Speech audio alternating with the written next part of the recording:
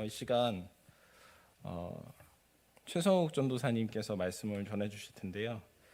저는 처음 뵙습니다. 여러분들이 저보다 훨씬 잘 아실 텐데 황인선 권사님 아드님 되시고 우리와 계속해서 말씀으로 종종 교제하신다고 들었습니다. 말씀 전하실 때에 고난과 기도라는 제목으로 설교 말씀 전해주실 때 하나님의 놀라우신 은혜로 함께 나아가는 귀한 시간이 되기를 소원합니다. 전도사님 나오시겠습니다.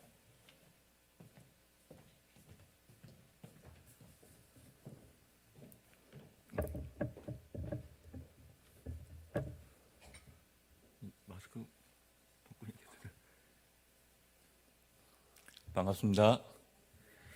할렐루야.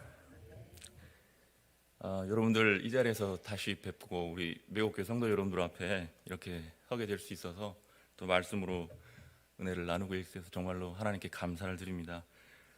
아시다시피 저희 부모님들이 두 분 다 작년 말부터 시작해가지고 많이 이제 아프셔가지고 이제 병원에서 수술도 하시고 이렇게 그런 과정을 거치셨는데 이제 지금은 우리 어머니 같은 경우도 이제 수술한 그런 모든 상처들도 이제 다 아물고 있고 해가지고 이제 곧 쾌유가 다 되실 것 같고요. 그리고 저희 아버님도 그 어머니가 아프신 중에 또 급작스럽게 사고를 당해서 이제 좀 골절상을 입으셨는데 그것도 이제 특이사항 없이 이제 잘 회복이 되고 있으십니다. 그래서 우리 성도님들 많이 위로해 주시고 격려해 주고 기도해 주신 덕에 이렇게 잘 회복할 수 있게 된 것 같고 또 하나님께서 끝까지 그 치료의 은혜로 함께 해주셔서 여기까지 오게 된 것 같아서 정말 감사를 드립니다. 저는 오늘 여러분과 함께 그래서 지난 한 몇 개월간의 저희 어떤 이런 경험을 바탕으로 해서 고난과 기도에 관한 말씀을 여러분들과 함께 나누고자 합니다. 우리들은 그리스도인이 되고 난 뒤에 참 하나님이신 유일하신 하나님을 섬기고 또 내가 죄인임을 깨닫고 예수 그리스도를 내 구주로 모셔드리고 난 다음에도 우리의 인생의 모든 여정 앞에는 우리가 늘 삶의 어려움과 고난이 따르게 돼 있어요. 우리 예수 믿는 사람이라고 해서 우리에게 갑작스럽게 그런 어려움이 찾아오지 말고 항상 평안한 길만 있다고 누구도 그렇게 말할 수가 없는 것입니다. 제가 생각하기에는 우리 사람들이 겪는 모든 그리스도인들이 겪는 모든 고난을 크게 세 부분으로 나눠볼 수 있을 것 같아요. 첫 번째는 우리 영적인 신분이 변화됨으로 오는 그런 고난입니다. 그것은 바로 내가 죄 용서함을 받고 내가 죄인임을 깨닫고 주님 앞으로 나아갔을 때 이 죄와 흑암의 영역에서 생명과 빛의 영역으로 우리가 하나님의 백성으로 옮겨지고 나면 우리가 그 즉시 사탄의 레이더에 딱 걸려들고 마는 것입니다. 우리는 즉각적으로 사탄의 표적이 되고 사탄은 어떻게 해서든지 우리 내적인 외적인 갈등과 어려움을 통해서 우리 믿음을 하나님을 향한 우리 믿음을 어떻게든지 회방하려고 노력을 하는 것입니다. 아마 여러분들도 그런 경험을 아마 한두 번 경험해 보신 일이 분명히 있을 거예요. 두 번째로 하나님 나라와 영광을 위해서 이렇게 적극적으로 고난을 감수하시는 분들이 있어요. 그건 하나님이 주시는 고난과 모든 어려움을 영광으로 알고 주님의 나라의 확장을 위해서 일하시는 분들이죠. 우리 선교사님들이 대표적인 이고 또 우리 삶을 위해 헌신하시는 우리 사역자분들이나 또 작게 내 물질과 시간과 헌신을 들여서 주님 앞에 봉사하는 우리 모든 여러분들도 여기에 해당이 될 것입니다. 하나님이 거기에는 분명히 큰 상급을 하나님께서 예비해 주시고 계신 줄 믿습니다. 그러나 이와 같은 고난을 별개로 하고 나서 우리 모든 사람들이 겪는 자연스러운 모든 삶의 문제와 어려움과 고난이 그리스도인들에게도 분명히 있는 것입니다. 이것은 꼭 그리스도인들만이라고 해서 겪는 문제가 아니고 우리 이 인생의 세상의 테두리 안에 사는 모든 사람들이 모든 어려움들과 고난은 겪게 되어 있습니다. 그것이 우리가 예상할 수 있는 고난이든지 예상할 수 없는 고난이든지 우리가 기대할 수 있고 우리가 충분히 짐작할 수 있는 것인지 아니면 갑작스럽게 내게 찾아온 그런 고난이든지 우리는 그런 것들 인생에서 많은 문제들을 겪게 되는 것이죠.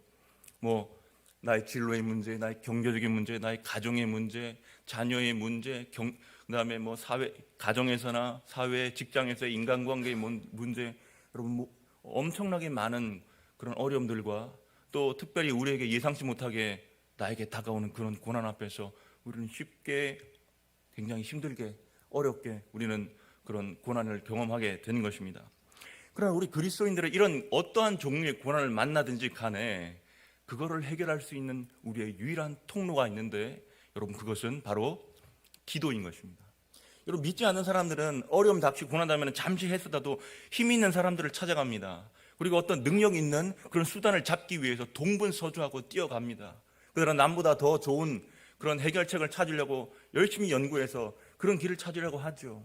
물론 우리 그리스도인들 그런 노력을 하지 않는 것은 아니지만은, 그렇지만 오직 우리가 의지하고 도움을 얻고 경험해야 되는 것은 하나님의 놀라운 능력의 손으로 우리에게 다가오는 그런 모든 문제를 해결하려고 하려는 것이 바로 우리 그리스도인들의 자세고, 그 유일한 통로가 기도가 되는 것입니다. 여러분, 기도라는 것은 하나님을 경험하고 살아계신 하나님을 경험해서 산 믿음을 가질 수 있는, 제가 봤을 때는 유일한 길이에요. 우리 믿는 사람들이 하나님을 믿고 예배를 드리고 하면서도 늘 글에 적힌, 종이에 적힌 하나님을 공부하고 지식으로 알게 됩니다. 그리고 우리가 말로만 듣는 하나님을 알게 되죠. 하나님의 사랑이 많으시고 긍휼히 여기시고 우리에게 은혜를 베푸시는 하나님이다. 여러분, 그러나 그걸 우리 삶 속에 체험하지 못하면, 비바람이 불고 풍파가 불면 금방 쓰러지기 쉽습니다. 그러나 믿음이 있는 사람, 기도의 능력이 있는 사람, 기도로 훈련된 사람은 그 기도를 통해서 하나님의 손길을 경험하고 하나님의 능력을 체험하고, 정말로 내가 앞이 보이지 않는 꽉 막힌 그런 삶의 문제 앞에서 주님이여, 오늘 이 시편 기자의 부르짖음과 같이 내 영혼을 건져주셔서 부르짖었을 때, 그 하나님의 도우심을 경험했을 때 그 사람에게는 그 믿음이 살아있는 믿음이 되는 것입니다. 여러분, 그래도 우리 그리스도인들이 살아가면서 이 기도를 붙잡고 그 기도의 능력을 체험한다는 것은 얼마나 중요한 것인지 모릅니다. 그래서 오늘 저는 여러분과 함께 이 기도에 관한 얘기를 오늘 좀 해보려고 합니다. 여러분, 첫째로 우리는 기도에 대한 간절한 마음과 뜨거운 열망이 있어야 돼요. 여러분, 기도에 대한 소원이 저와 여러분들 속에 늘 있어야 됩니다. 우리는 늘 평안할 때에도, 또 우리가 문제가 생겨서 어떤 그런 내 앞에 닥쳐오는 큰 문제가 있을 때에도, 여러분, 나는 어떻게 해서든지 하나님 앞으로 나아가서 주님 앞에 깊이 엎드리고 기도하려는 그 간절한 소원이 있어야 돼요. 이것을 주시는 분은 성령님이십니다. 우리 속에 이러한 마음이 있는지 우리가 한번 살펴보아야 합니다. 여러분, 오늘 시편의 이 116편을 본문을 읽으셨는데요, 이 본문 전체를 보면 이 시편 기자의 속마음을 우리가 들여다볼 수 있어요. 3절에서 그는 어떻게 얘기하죠? 사망의 줄이 나를 두고, 그는 사망의 줄이 나를 꽁꽁 칭칭 감아서 꼼짝달싹 할 수 없는 상황에 있고, 수월의 고통, 죽음의 고통이 나를 짓눌러서 내가 극심한 환난과 고통과 슬픔에 내가 지금 잠겨 있다. 3절에 그렇게 얘기를 하고 있습니다. 그러나 4절에 그는 여호와 이름으로 내가 기도하기를 내 영혼을 건져주셔서 하나님께 부르짖게 됐죠. 하나님을 찾고 부르는 오늘 시편 기자의 간절한 마음이 오늘 이 시편에 담겨 있는 것입니다. 여러분, 오늘 2절과 4절에는 기도하다라는 말이 나오죠. 2절에 보면 내가 평생에 기도하리로다. 4절에 또 내가 여호와의 이름으로 기도하기를. 여러분, 실제로 여기 우리 한국말로는 기도하기를이라고 번역이 되어 있지만, 아마 여러분들이 가지고 있는 다른 영어 성경에 보면은 기도한다는 pray라는 말이 안 적혀 있고 call이라고 되어 있을 겁니다. 그게 무슨 뜻이냐면 부르는 거예요. 내가 부모님을 부르고, 그다음에 내가 급할 때 형제를 부르고, 그다음에 내가 어떤 일이 있을 때 나의 가까운 지인을 부르는 것, 내가 찾고 부르는 것. 여러분, 하나님께 기도한다는 것은 하나님을 간절히 찾고 부른다는 의미인 것입니다. 여러분, 하나님은 완전히 준비가 돼 있고 여러분들을 위하여 은혜 베푸시고 능력을 베푸실 모든 그런 준비가 돼 있는 것입니다. 여러분, 예레미야 33장 3절에 이렇게 기록되어 있습니다. 너는 내게 부르짖으라. 내가 내게 응답하겠고 내가 알지 못하는 크고 은밀한 일을 내게 보이리라. 하나님께서는 여기서 내게 부르짖으라고 말씀하십니다. 여기 부르짖으라는 말도 오늘 여기 116편 2절 4절에 기도하다라는 말과 똑같은 말이에요. 단어를 쓰고 있습니다. 너는 나를 불러라. 너희들이 어려움이 거의 있을 때나 너희가 어떠한 상황이 있을 때까지 나에게 전화해라. 나에게 불러라. 나는 너희들이 상상할 수 없고 생각할 수 없는 큰 능력으로 언제든 내가 너희들에게 하나님의 은혜를 베풀어줄 준비가 돼 있다. 그러니 아무런 앞뒤 재지 말고 나한테 와서 엎드리고 나를 간절히 찾으라. 하나님 우리에게 말씀하고 있는 것입니다. 여러분, 기도의 열정을 회복해야 돼요.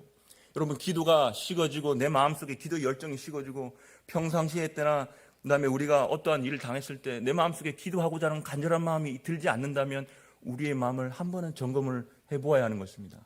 여러분, 우리가 하나님의 손길을 경험하고 하나님과 능력 있는 하나님의 손길을 경험하면서 능력 있는 믿음의 삶을 살기 위해서는 간절한 기도의 은혜와 믿음이 우리에게는 필요한 것입니다. 여러분, 둘째로 여러분 우리가 기도를 할 때는 하나님의 인기척을 반드시 느끼고 기도해야 됩니다. 여러분, 하나님의 능력을 경험하기 위해서는 하나님의 임재를 경험을 해야 돼요. 제가 쉬운 말로 하나님의 인기척을 느껴야 된다고 했는데, 여러분들은 아마 그 어떤 우리 부모님든지 아니면 우리 어린 자녀든지 내가 어떤 일이 열심히 집중하고 있을 때 부모님들이 자녀가 뒤에서 살점살점 걸어와서 내 뒤에 이렇게 딱 서 있을 때가 있잖아요. 그때 우리가 우리 몸의 느낌으로 인기척으로 누가 내 뒤에 와 있다는 걸 알 수가 있죠. 그런 경험 있으시죠? 여러분, 우리가 기도할 때도 이런 하나님의 인기척을 반드시 느껴야 돼요. 여러분, 왜냐하면 시편 105편 4편에 이렇게 말씀하고 있습니다. 여호와 그의 능력을 구할지어다, 그의 얼굴을 항상 구할지어다. 여러분, 우리는 하나님의 얼굴을 볼 수 없어요. 하나님의 음성도 우리 육체적인 귀로는 들을 수가 없어요. 물론 들어보신 분이 있다고는 하더라고요. 저는 듣지 못했지만은. 여러분, 실제로 우리가 자녀들한테 기도를 가르칠 때 이렇게 가르치지 않습니까? 우리 주일학교에서 기도는 하나님과의 대화다. 여러분, 근데 대화는 주고받는 게 있어야 되잖아요. 상대방의 얼굴을 보면서 말도 주고받고 이렇게 해야 대화인데, 여러분, 실질적으로 우리가 기도하는 것은 늘 독백의 형태죠. 그럼 기도는 하나님과의 대화가 아닌가요? 어떠세요? 여러분, 그렇지만 우리가 기도는 하나님 대화가 분명한 것입니다. 우리가 기도를 깊이 하게 될 때에 우리가 하나님의 얼굴을 눈으로 직접 볼 수 없어도 하나님께서 지금 내가 기도하는 이 자리에 와 계신다는 것을 우리의 영적인 감각으로 우리는 반드시 느낄 수가 있는 것입니다. 그래서 시편에는 수십 번도 더하고 이 구약 전체에 주 여호와 주님의 얼굴을 내게 비춰주소서, 주님의 얼굴을 내게 향하여 주소서, 주님이 구원을 베풀어 주소서, 주님이 얼굴을 구할 때에, 주님이 구원의 능력을 구할 때에 항상 이런 표현을 쓰는 것입니다. 이걸 쉽게 우리가 이해할 수 있는 말은, 하나님, 내가 기도할 때에 하나님 내게 가까이 해주시고 내게 임재하여 주셔서 내가 하나님을 느낄 수 있게 해주세요 라고 하는 이 구약 성경의 표현인 것입니다. 오늘 본문의 2절에 보면 그의 귀를 내게 기울이셨으므로 내가 평생에 기도하리로다. 여기 보면 그의 귀를 내게 기울이셨으므로라는 시편 기자의 말이 있어요.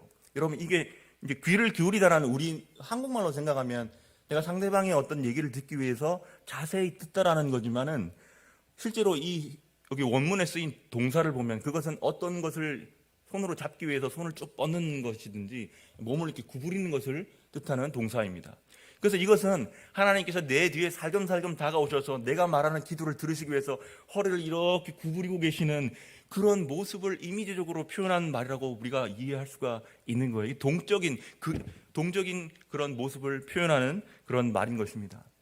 여러분, 제가 제 중학교 때 참 저는 은혜를 많이 받았어요. 참 그때 하나님 은혜를 많이 경험했는데, 제가 있는 중학교에서 저희 집까지 걸어서 이렇게 통학을 했어요. 통학을 했는데, 지금은 이제 그 녹수초등학교라고 초등학교생이 있는데 거기 이제 자그마한 조수재가 있고 뒤에 야트막한 동산이 있었는데, 제가 이제 중학교 때 항상 내가 내 마음에 고민되고 어려운 일이 있으면 제가 항상 그 밤에 자율학습 마치고 저녁 8시 이후에 방과 후에 이제 오면서 항상 기도하던 장소가 있었거든요. 어느 날도 저는 터벅터벅 지친 몸을 이끌고 집에 오면서 제가 항상 기도하던 그 저수지 옆에 장소로 가서 무릎을 꿇고 하나님 앞에 기도를 했습니다. 그날 제가 아직 날짜는 정확히 기억이 나지 않지만은 그날도 아주 달이 완전히 보름달은 아니었는데 반 이상 찬 달이 휘영청 밝아서 그 물결치는 저수지 표면도 다 보이고 이게 가로수라든지 나무에 움직이는 것도 다 보일 정도로 아주 밝은 그때를 내 기억을 하고 있어요. 그때 저는 하나님 앞에 내가 오늘 힘들었던 얘기를 다 쏟아내면서 하나님 앞에 내 모든 마음을 다 아렸는데, 그때 마침 하나님께서, 사람이 뒤에서 가까이 오면 내 이렇게 머리 뒤로 느껴지지만은 하나님이 임재하시는 그때는 내가 있는 그 공간에 하나님이 꽉 들어차 있고, 마치 내가 하나님의 얼굴을 눈으로 직접 보는 것은 아니지만 하나님 나를 참 바라보고 계시고 웃으시는 얼굴을 제가 이 영적인 눈으로 분명히 내가 느낄 수가 있었습니다. 그래서 저는 그때 굉장히 그 경험을 하고 내 마음에 너무나도 은혜가 넘치고, 그렇게 복잡하고 어려운 심정들이 다 일순간 해소가 되고 내 마음의 평안과 기쁨이 넘쳐났던 것입니다. 그럼 저는 그때 그 기도를 다 마치고 자리에서 일어서자 그렇게 이제 달빛의 사이사이를 이렇게 흔들러지는 그 가로수 나뭇가지들과 이런 것들이 얼마나 다 아름다워 보이던지, 저는 그때 하나님의 얼굴과 하나님의 인기척을 저는 그때 느꼈어요. 그때 하나님의 임재라는 어려운 단어를 저는 잘 몰랐지만 하나님께서 내 있는 곳에 오셔서 하나님의 얼굴을 비춰주신다는 것이 무슨 말인지를 그때 저는 이해할 수가 있었던 것입니다. 여러분, 하나님의 능력은 하나님의 얼굴을 구할 때, 하나님의 임재를 간절히 찾을 때, 그분의 얼굴을 구할 때 우리에게 하나님의 능력이 나타나고 하나님의 손길이 임한다는 사실을 우리는 기억해야 합니다. 여러분, 오늘 시편을 다 읽어보세요. 하나님의 얼굴을 구한다는 말이 상당히 많이 나옵니다. 그래서 여러분들 앞으로 여러분들이 기도하실 때, 여러분, 우리가 하나님의 하나님의 얼굴을 직접 볼 수 없지만은 내가 주님의 임재를 느끼도록 간절하게 깊은 곳으로 나아가는 그런 훈련이 우리에게 필요한 것입니다. 저희 어머니께서 이제 작년에 이제 봄에 이제 그 치질 수술을 받으셨는데 그게 이제 잘못되었는지 여러분 11월 8일경에 그 조직 검사 결과 그 유방의 파제트병이라는 희귀암 진단을 받으셨어요. 그래서 그 일이 있고 나서 저희들은 너무나 놀랐죠. 어머니가 항상 건강하시고 아무 일 없으셨는데 동생이 그날 금요일 저녁에 급하게 그 동생한테 전화가 와서 큰일 났다. 그래가지고 무슨 일이냐 해서 이제 자초지종을 다 얘기를 들었습니다. 어머니는 그런 얘기를 저희들한테 잘 하시질 않으시니까 이제 며칠 동안 한 일주일 이상 알지 못하고 있었어요. 그래서 저는 그날 저녁에 정말 잠을 단 한숨도 자지 못하고 그 금요일 밤으로 기억하는데 그날 밤을 꼬박 새면서 하나님 앞에 나아가면 주님의 얼굴을 간절히 구했던 겁니다. 하나님, 이 일이 어떻게 일어난지는 제가 알지 못합니다. 그러나 주님은 치료의 하나님이시니 주님께서 치료의 은혜를 베풀어 달라고 주님의 얼굴을 구하며 간절히 기도를 했던 것입니다. 그래서 이제 제가 다음날 울산에 내려와서 이제 집에서 이제 부모님을 모시고 병원 통원도 하면서 여러 가지 복잡한 검사들을 받았습니다. 이게 이제 대장이나 내장으로 전이가 됐는지, 뭐 임파선으로 졌는지, 혈액 검사도 하고 MRI도 찍고 CT도 찍고 아주 막 복잡하게 한 2, 3주 이상을 검사하고 뭐 결과 듣고 이런 걸 하다가 엎친 데 덮친 격으로 이제 어머님 집에 계시고 저희는 이제 아버지하고 같이 이제 마트에 먹을 거 사러 마트로 가려고 지하 주차장에 내려서 차를 이제 빼는데 차를 후진으로 딱 넣고 난 다음에 아버님이 전진기어를 뒤로 딱 놓는 순간 갑자기 엔진에서 엄청난 굉음이 들리더니 그냥 그 바퀴가 제자리에서 헛돌고 그 지하주차장 바퀴를 헛도는 그 스키드음이 시끄럽게 들리더니 쏜살같이 앞으로 차가 튀어나가더라고요. 벽에 그냥 꽝 하고 박았습니다. 저는 너무 놀라서 이게 꿈인가 생신인가 현실인가 긴가민가 할 정도로 저는 바로 달려가가지고 조수석 문을 열고 저는 이제 그때는 차 밖에 있었거든요. 다행히 조수석 문을 열었는데 뭐 앞이 찌그러졌으니까 차 문도 열리지 않는 거예요. 문도 안 열려가지고 뒷좌석으로 해가지고 아버지 괜찮냐고 막 보고 오니까 아버지가 이 대퇴골 허벅다리가 골절이 돼가지고 이게 막 흐느적거리더라고요. 그래서 빨리 이제 119를 불러가지고 이제 경찰도 오고 119도 오고 해가지고 이제 병원으로 응급실로 후송이 되었습니다.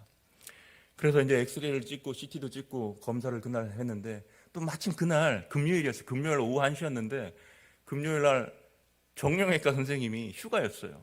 그래서 그날 당일 수술도 할 수가 없었고 그래서 거기 당직을 쓰던 젊은 의사분이 여기 이제 대퇴골 골절이고 대퇴경부 골절이라고 얘기를 해줬습니다. 이 대퇴경부가 이 허벅다리 뼈가 있고 그 다음에 이 고관절이 있으면 그 사이에 있는 그 사이를 연결해주는 그 뼈가 있습니다. 이게 목 역할을 하는 건데요. 이 대퇴경부가 지금 골절이 되었습니다. 근데 지금 아버님이 상당히 고령이시고 또 이게 우리 대퇴경부 안에는 우리 몸에서 이 고관절이 가장 하중을 많이 견디는 관절인데 그 관절로 이렇게 대퇴골두가 딱 끼워지는데 여기에 혈액을 공급하는 동맥이 이 대퇴경부 안으로 이제 이렇게 진학을 가나 봐요. 그래서 그 혈관이 손상이 되었을 것이므로 이게 앞으로 대퇴골두 무혈성 괴사라는 합병증이 쉽게 온다는 거예요. 특히 나이가 많으신 분들한테. 그래서 이거는 주치 이 정형외과 교수님 직접 오셔서 수술을 어떻게 해야 될지 판단을 해야 될 것 같다라고 얘기를 해주었습니다. 제가 그 얘기를 듣고 저는 진짜 그 응급실에서 진짜 털썩 주저앉고 싶었어요. 어머니 때문에 안 그래도 신경이 날카로워져 있고 이제 어머니 수술 일정을 잡는 일에 대해서 굉장히 좀 그런 여러 가지 문제들이 있었기 때문에 거기에 또 신경이 막 곤두서 있었는데 갑자기 막 아버님도 이렇게 사고가 나가지고 순식간에 그런 일이 벌어지니까 참 제가 그 스트레스를 견디기가 굉장히 힘이 들었어요. 저는 모든 것을 일단 다 내려놓고 이걸 어머니한테 내가 어떻게 이걸 말씀을 드려야 되나 하다가 이제 결국 어머니한테 막 그 다음날 말씀을 드리긴 했지만은 저는 하나님 앞에 나아가서 그때 무릎을 꿇고 기도했던 겁니다. 주님, 나는 어떻게 할 수가 없습니다. 주님, 이 일을 내가 어떻게 핸들링할 수 있는 일도 아니고 지금 이 일이 내가 어떻게 일어났는지도 저는 잘 모르겠습니다. 하나님의 얼굴을 제가 간절히 구한다고 제가 기도를 드렸죠. 그래서 그 일이 있고 난 뒤에 이제 저는 이제 어머니 그 수술 때문에 이제 좀 서울도 왔다 갔다 하고 그런 게 있었다가 저는 이제 아버님 옆에서 이제 계속 간병을 하게 되었습니다. 저는 이제 그 일이 있고 나서 이제 제가 이제 병원에 상당히 오랜 기간이 있었거든요. 상당히 오랜 기간이 있었는데 아버님이 이제 입원하시는 동안에 제 차 안이 이제 기도실이 되었습니다. 그 울산대학병원 가면은 옆에 이제 신관에 주차장이 있거든요. 주차타워가 있는데 거기 차를 제가 세워두고 이제 저녁 때마다 또 오후 때 시간 날 때 가서 계속 거기서 이제 기도를 했는데 이제 하나님 얼굴을 구하면서 기도를 했었죠. 주님, 이걸 내가 어떻게 이거는 핸들링 할 수가 없다. 주님이 도와주시지 않으면 저는 어떻게 할 수가 없습니다. 기적을 베풀어 주십시오. 그래서 그 고관절 같은 경우도 인공관절로 할 수도 있다. 뭐 이런 가능성을 얘기하시는데 저는 하나님께서 그 혈관에 있는 모든 것들이 다 치유될 수 있도록 기도를 했던 것입니다. 자, 이제 월요일 날 이제 수술을 했어요. 금요일 날 그 사건이 있었고 이제 월요일 날 그 수술을 하게 되었습니다. 그리고 그 수술을 하고 나서 이제 의사가 와서 수술은 잘 됐다. 그러나 그 대퇴골두 무혈성 괴사의 가능성이 있기 때문에 이제 그거는 앞으로 계속 검사를 하면서 지켜봐야 된다라고 우리 얘기를 해줬던 겁니다. 그래서 저는 그때부터 이제 또 그 병에 대해서 좀 자세히 공부를 해보니까 모든 그게 상황이 좀 안 좋았던 거예요. 왜냐하면 그 대퇴골두 무혈성 괴사라는 고합병증에 가장 빨리 그걸 합병증에 안 오게 할 수 있는 방법이 그 경부가 부러지고 난 다음에 최대한 빨리 수술을 하는 거였어요. 그리고 보통 다른 논문들을 제가 검색을 해보니까 24시간 이내에 수술을 하지 않으면은 그게 이제 그 무혈성 괴사가 올 가능성이 크다 이렇게 얘기를 하더라고요. 근데 아버지는 무려 만 3일이나 지난 뒤에 수술을 하셨거든요. 끊어진 혈관이 그동안 고정을 안 시켜놓고 있었으니까 이게 참 모든 환경들이 잘 저에게는 모든 화살표들이 빨간불로 가리키고 있었던 거죠. 그래서 저는 다시 늘 이제 아버지가 이제 누워 있으시면 그 고관절에 제가 손을 얹고 항상 기도를 했습니다. 그리고 하나님께서 치유를 해주시고 주님께서 꼭 그 의사들의 손을 통해서 주님께서 그 수술을 하게 해주셨으니까 끝까지 치료의 은혜를 베풀어 달라고 기도하고 늘 차 안에 들어가면서 하나님의 얼굴을 구했던 것입니다. 주님의 얼굴을 느끼려고 저는 늘 집중을 했어요. 차 안에 들어가서도 또 내가 기도할 때도 하나님 내가 주님의 얼굴을 간절히 구함, 주님의 임재를 구합니다. 그렇게 부르짖고 기도를 했던 것이죠. 자, 이제 일주일이 지나고 열흘이 지나고 이제 그 핵의학 검사인데요. 그 본스펙 검사라고 이 몸에 이제 방사선 조영제를 투여한 다음에 이제 감마선을 쬐가지고 그게 이제 그 피가 잘 흐르면은 그게 뼈가 그걸 흡수를 해가지고 하는데 피가 잘 흐르지 않으면 그게 이제 까맣게 변하는 그런 검사가 있어요. 그래서 열흘 뒤에 그 검사를 해서 그 주치의 정영 선생님이 이제 그 결과를 가지고 우리가 알려줬습니다. 아주 우렁차게 말씀하시더라고요. 결과가 안 좋게 나왔습니다. 딱 그러시더라고요. 그래서 그 결과가 제가 나중에 이제 그 검사지를 제가 보험회사에 제출해야 되기 때문에 다 뽑아놨거든요. 판독 소견이 그거를 이제 전문적으로 판독하는 전문의 교수님이 따로 계십니다. 그래서 판독 결과가 1번인 판독 소견에 오른쪽 대퇴골두 괴사 딱 그렇게 이제 판독 소견돼 있었고 판독 항목에는 4가지가 있었는데 그 중에 첫 번째가 무혈성 괴사로 판단됨. 그래서 어베스큘러 네크로시스 서제스티브 이렇게 딱 적혀 있더라고요. 그래서 이제 의사 선생님 그래도 걱정하지 마라. 이게 한 달 뒤에 또 계속 검사를 해보면서 좋아지는 경우도 있으니까 너무 실망하지 마시고 병원에서 이제 퇴원해서 요양을 잘 하라고 얘기해 주었습니다. 그래서 이제 며칠 뒤에 이제 아버님은 2주 정도 입원을 하시고 퇴원을 하셨고 저는 또 어머니 수술 때문에 또 같은 병원으로 가게 됐죠. 그리고 저의 기도실이었던 그 주차장에 차 안으로 가서 저는 늘 또 하나님의 임재를 구하면서 하나님의 능력을 구하고 하나님의 손길을 구했던 것입니다. 하나님 이제 한 달 뒤에 또 병원에서 이 검사를 할 텐데 빨리 이 혈관이 이 끊어지고 손상된 혈관들이 연결이 돼가지고 빨리 이 괴사가 일어나지 않도록 하나님께서 치유해 달라고 간절히 주님의 얼굴을 부르짖고 그때 저는 주님의 얼굴과 임재를 느꼈던 것입니다. 자, 그래서 이제 어머니 수술도 지나가고 이제 한 달 뒤에 1월 18일쯤이었나요? 그때 이제 돼서 아버님을 휠체어를 모시고 그 검사를 받고 일주일 뒤에 우리는 다시 정형외과 주치의에 면담을 하게 되었습니다. 그래서 면담을 하러 이제 그날은 이제 저는 이제 또 원래는 계속 어머니 때문에도 병원에 있었다가 잠깐 아버님을 모시고 왔거든요. 주치의 선생님이 결과를 딱 저에게 얘기해 주시는데, 혈관이 굉장히 잘 보인다. 찍어봤더니 우리 경부에 검사 결과가 아무 전에 다르게 아주 이상이 없이 잘 나온다. 그래서 원래는 이 본스펙 검사를 추가적으로 계속하면서 추이를 봐야 되는데 이 검사를 앞으로 계속 할 필요는 없을 것 같다 말씀을 하시더라고요. 아버지도 가슴을 쓸어내리고 저도 얼마나 감사한지 할렐루야를 부르면서 집에 와서 하나님께 감사하고 예배를 드렸던 것입니다. 여러분, 제가 이런 아버지 얘기를 드리는 게, 여러분 기도할 때 그 하나님의 손길을 체험하기 위해서는 그 하나님의 임재와 그리고 하나님의 얼굴을 여러분들이 간절히 찾아야 되는 것입니다. 여러분, 이런 경험이 우리에게 한 번쯤은 있어야 돼요. 우리가 늘 기도할 때마다 이렇게 기도할 수는 없지만은 우리가 하나님께서 내가 기도하는 가운데 임재하셔서 내 마음에 평안과 은혜와 기쁨을 주시는 그 경험을 우리는 반드시 그리스도인으로서 갖고 있어야 되고, 그렇게 되기 위하여 우리가 열심히 기도의 훈련을 해야 되는 것입니다. 우리 다음으로 여러분, 세 번째로 우리는 하나님의 말씀을 근거로 해서 기도를 해야 되는 것입니다. 여러분, 이 하나님의 말씀은 하나님의 증거 본문이에요. 하나님이 도장을 딱 찍어 놓으신 증거 본문이기 때문에 이 말씀을 지불 보증서와 같은 겁니다. 그래서 여러분이 하나님의 말씀을 꼭 붙들고 기도를 하셔야 됩니다. 그리고 여러분, 그래서 평소에 말씀을 공부하고 묵상할 때에 항상 내 마음속에 깊이 묵상하고 잘 담아 놓으세요. 그것이 여러분들을 기도할 때에 여러분들에게 큰 무기가 되는 것입니다. 여러분, 오늘 시편의 본문의 4절에 이렇게 기록이 되어 있죠. 사망의 줄이 나를 두르고 수월의 고통이 내게 이름으로 내가 환난과 슬픔을 만났을 때에 여호와의 이름으로 기도하기를 이라고 말합니다. 여러분, 시편 기자는 내가 여호와의 이름으로 기도합니다라고 얘기를 했는데 5절에서 그 여호와 하나님의 이름 세 가지를 나열하고 있어요. 첫 번째, 하나님은 은혜이시다, 야훼 한운. 하나님은 의로우시다, 야훼 짜딕. 하나님은 긍휼이 많으시다, 야훼 메라켐. 여러분, 시편 기자가 우리에게 던져주는 하나님의 이름은 하나님의 속성인 것입니다. 하나님은 의로우시고, 하나님은 자기 백성을 가엾게 여기시고 장에서 불쌍히 여겨주셔서 그들의 음성을 들으시고 그들에게 값없이 은혜를 베풀어 주신다는 하나님의 속성을 딱 시편 기자는 선포해 놓고 기도를 하는 거예요. 여러분, 오늘 이 성경 말씀이 오늘 우리에게 주는 하나님의 이름이 얼마나 많습니까?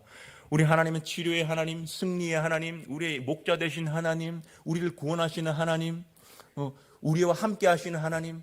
여러분, 수많은 하나님의 이름들이 성경에 기록되어 있습니다. 뿐만 아니라 성경에 기록되어 있는 다른 어떠한 말씀이라도 좋습니다. 하나님의 말씀을 들고 그것을 붙들고 기도하면 하나님도 꼼짝없어요. 하나님이 거기에 도장을 딱 찍어 놓으셨기 때문에 이 말씀을 여기 이렇게 하나님께서 성령의 감동으로 적어 놓으셨지 않습니까? 하나님, 그러니 빨리 이 말씀대로 내게 이루어 주시옵소서. 우리가 때를 쓸 수 있는 근거가 이 하나님의 말씀이 되는 거예요.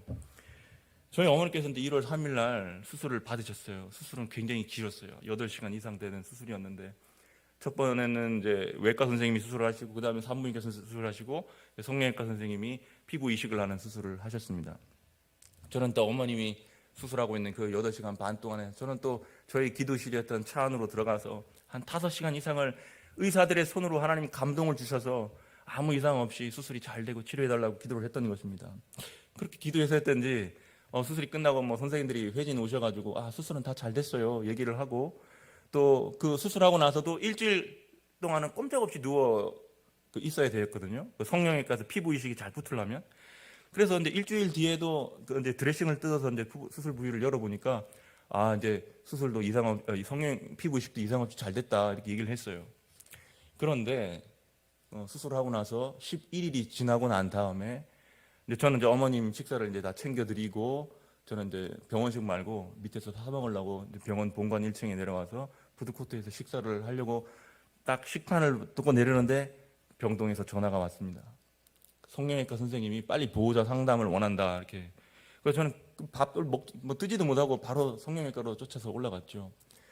올라갔더니 이제 성형외과 선생님이 아주 심각한 얼굴 앉아 계시고 저는 앉아 있는데, 어제 소독하면서 보니까 사진 찍은 거 보니까 지금 피부 이식이 너무 많이 안 됐다. 그리고 피와 진물이 너무 많이 나가지고 요거는 재수술을 해야 될 것 같다. 이렇게 말씀하시고 마침 다음 주 화요일 날 마침 그 수술 시간이 비는 시간이 있으니까 요거 수술을 했으면 좋겠다라고 좀 심각한 얼굴로 저를 보시면서 이제 얘기를 하셨습니다.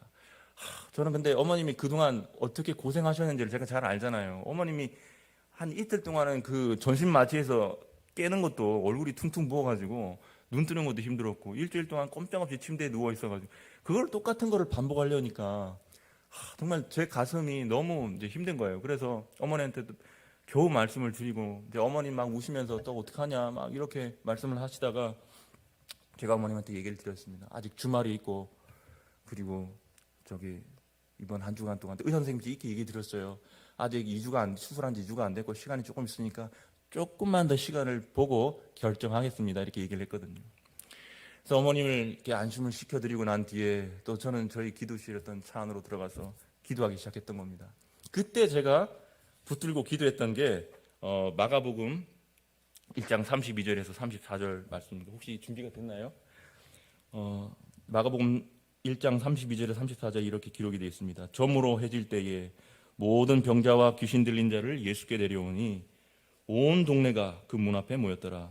예수께서 각종 병이 든 많은 사람을 고치시며 많은 귀신을 내쫓으시되 귀신이 자기를 알므로 그 말하는 것을 허락하지 않으시는지라. 이 본문은 제가 신학교 다닐 때 공관공원 공부할 때 제가 이 본문을 유심히 봤기 때문에 비교해 보면서 공부를 했던 기억이 있기 때문에 제가 잘 알고 있는 말씀인데 특히 마가복음에는 여기 보면은 모든 병자와 귀신 들린 사람들이라고 저를 예수께 데려왔다고 기록이 돼 있어요. 그래서 제가 그때 차 안에 들어가서 하나님의 얼굴을 구하고 하나님께 간절히 기도드렸습니다. 하나님, 이제는 기도의 대상이 바뀌었어요. 치료자 되신 예수님, 치료자 되신 예수님, 주님께서 그 노을이 지는 그 갈릴리 어느 동네 마을에서 그 문지방에 앉아서 그 동네에 찾아오는 모든 병자들과 귀신 들린 사람들을 일일이 손을 얹으면서 다 고쳐주셨지 않습니까? 주님, 오늘 이 본문에는 그 사람들이 믿음이 있든지 없든지 그 사람들이 뭐 예수님을 잘 따랐든지 안 따랐든지 그런 거 상관하지 않으시고 그들에게 찾아오는 모든 병자와 귀신 들린 자를 다 고쳐주셨다고 기록되어 있지 않습니까? 치료자 된 예수님, 주님께서 만약 오늘 이 자리에 계셨다면 우리 어머님도 분명히 다 낫게 해주셨을 것입니다.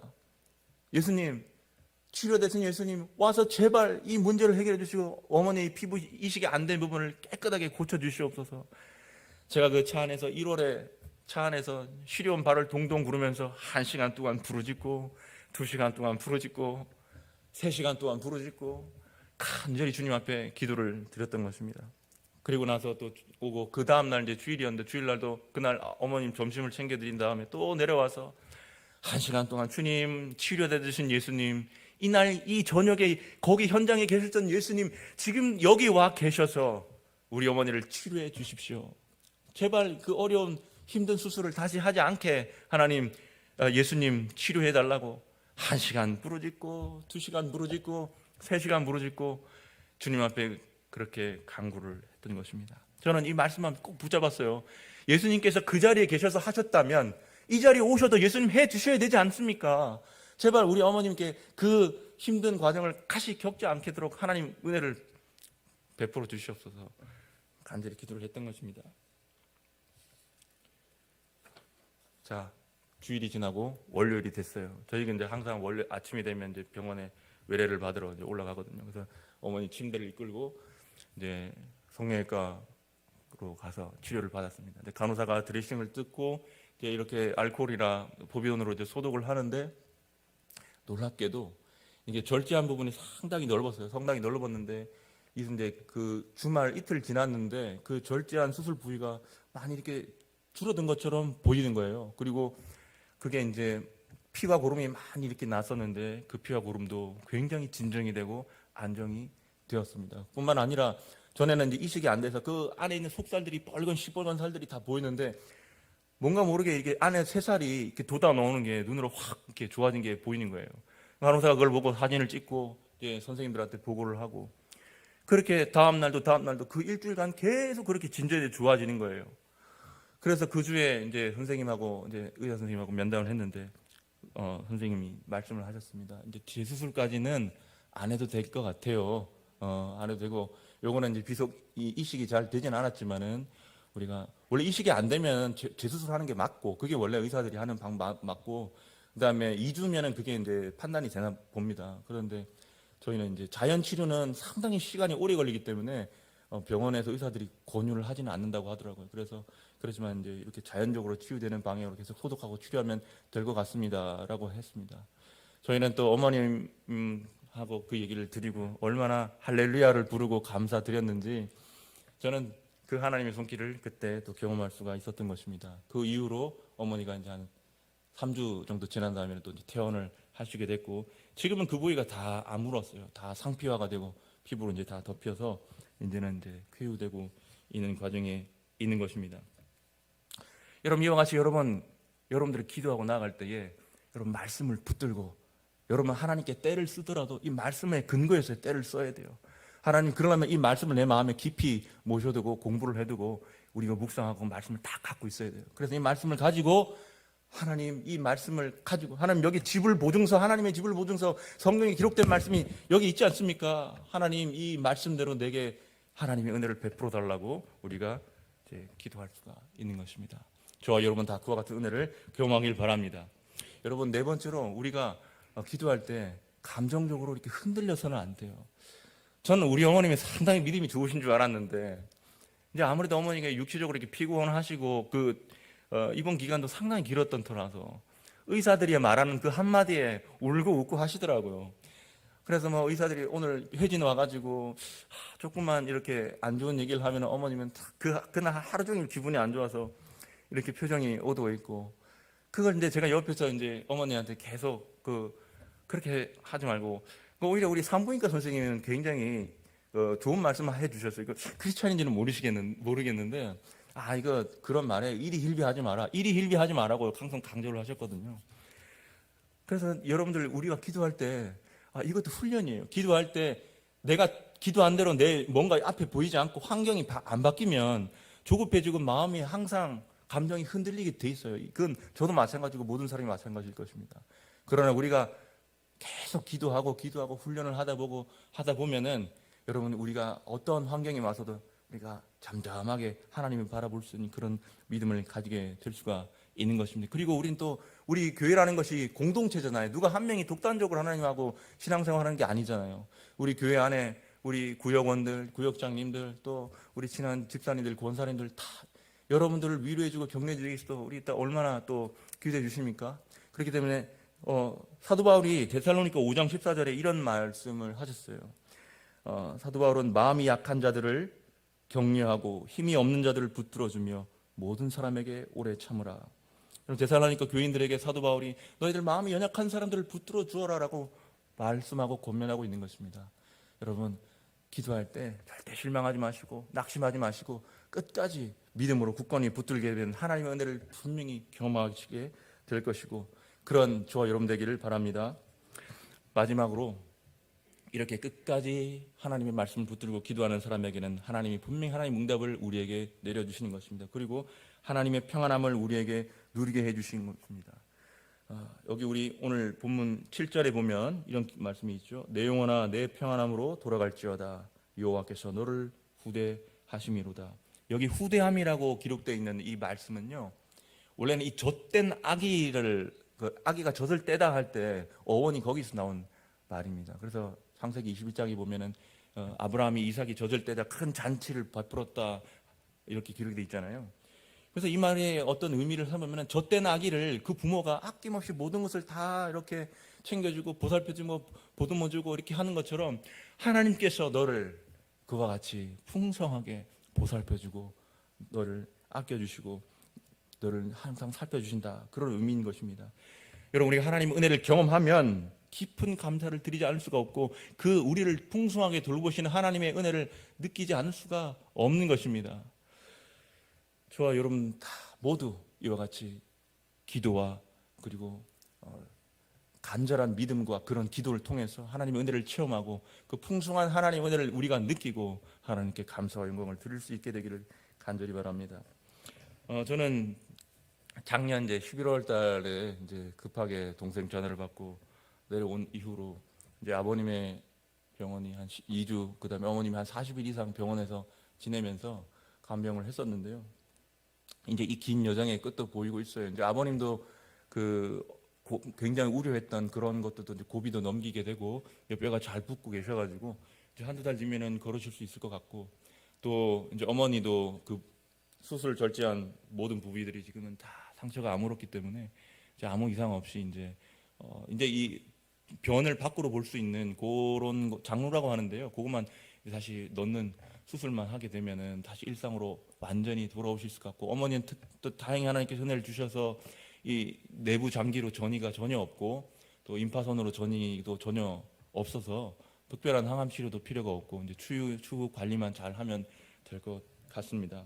그래서 하나님은 제가 이번 기회를 통해서 정말 우리 몸 건강하게 이렇게 하나님을 섬길 수 있다는 것을 얼마나 내가 감사하고, 정말 내가 그 병원에서 또 저뿐만 아니라 또 주위에 이 병원에 있는 다 이런 어려운 상황 가운데 있는 분들을 보니까 정말 제 가슴이 정말 좋지가 않더라고요. 또 그런 아주 심각한 상황에 있는 환자들도 많이 봤거든요. 그래서 우리에게 건강을 주신 하나님, 그리고 우리에게 기도할 수 있는 힘을 주신 하나님, 그리고 우리의 기도에 응답해 주시는 하나님을 제가 참 경험하면서 이번 수개월 동안 많은 은혜를 느끼게 된 것입니다.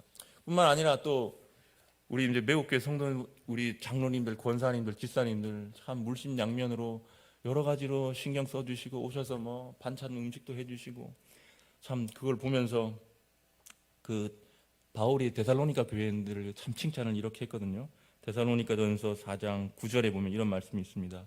형제 사랑에 관하여는 너희에게 쓸 것이 없으면 너희들 자신이 하나님의 가르치심을 받아 서로 사랑함이라. 너희가 온 마게도냐 모든 형제에 대하여 과연 이것을 행하도다. 데살로니가 교인들이 뭐 어떤 분들이었는지 우리가 알 수가 없지만은 참 그 어려운 교회들과 성도들을 잘 격려하고 돌보았던 것 같습니다.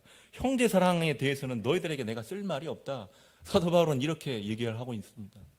참 사도 바울이 오늘 매국교회 우리 성도님들을 보면은 그런 말씀을 똑같은 칭찬을 하지 않을까 그런 생각을 해 봅니다. 이제 말씀을 마무리하려고 하겠습니다. 우리는 기도로 준비되어 있어야 합니다. 우리 신앙인들이 하나님 앞에 열정적으로 나아가려는 그 기도의 뜨거운 마음이 없다면 정말 우리 신앙을 다시 한번 점검해 볼 필요가 있는 것이죠. 오늘 시편 기자는 그 수월의 고통, 죽음의 고통이 일어난 환난과 근심에 쌓여 있는 그 상황에서도 하나님을 의지하면서 기도했습니다. 그는 하나님의 임재를 기대하면서 하나님의 임재를 바라보면서 기도했고, 그는 그 응답을 받은 것을 감사하며 내가 일평생 하나님께 기도할 것이다. 내가 하나님을 사랑하는도다. 그 신앙 고백을 우리에게 오늘 이 시편 본문을 통해서 들려주고 있는 것입니다. 여러분, 오늘부터 저와 여러분들 모두가 다 이 기도의 열정을 회복하고, 또 우리가 하나님의 기도하는 가운데 하나님의 임재를 느끼면서 하나님의 얼굴을 우리가 간절히 찾고 부르고 바라보면서 주님의 말씀을 붙들고 끝까지 믿음을 잃지 않고 하나님의 응답과 손길을 경험하는 살아있는 믿음의 소유자들이 다 되시기를 간절히 바랍니다. 그래서 기도할 때 살아서 역사하시는 하나님의 은혜를 여러분들의 모든 삶의 순간순간마다 경험하게 되는 저와 여러분들이 되기를 간절히 소망합니다. 기도하시겠습니다. 살아계신 하나님 은혜를 감사합니다. 주님, 정말 하나님께서 우리에게 하나님의 자녀가 되는 이 놀라운 은혜와 특권을 주신 것을 정말 너무나도 감사를 드립니다. 주님, 세상 사람들은 알지 못하지만은 우리는 주님 앞으로 달려갈 간절한 하나님 아버지 기도의 은혜가 있다는 사실도, 기도의 특권이 있다는 사실도 감사를 드립니다. 주님, 너는 내게 부르짖으라. 내가 내게 응답하겠고 내가 알지 못하는 크고 은밀한 일을 내게 보이리라 말씀하신 주님, 우리가 그 주님의 능력을 의지하여 우리 삶 속에 다가오는 그 모든 문제들 가운데에서 주님 앞으로 다가와서 하나님을 믿고 의지하고 주님의 손길을 기다리며 주님의 임재 가운데 주님의 응답을 경험하는 이 모든 성도님들이 되게 하여 주시옵소서. 주께서 이 자리에 모신 모든 분들도 우리가 인터넷으로 예배를 드리는 모든 우리 성도님들에게 그 가정 속에 하나님께서 은혜와 축복을 더해 주시고 기도의 은혜가 임하며 하나님의 응답과 손길이 임하는 놀라운 삶을 경험할 수 있도록 주님 은혜 베풀어 주시옵소서. 감사드리며 이 모든 말씀을 우리 주 예수 그리스도 이름으로 기도드리옵나이다.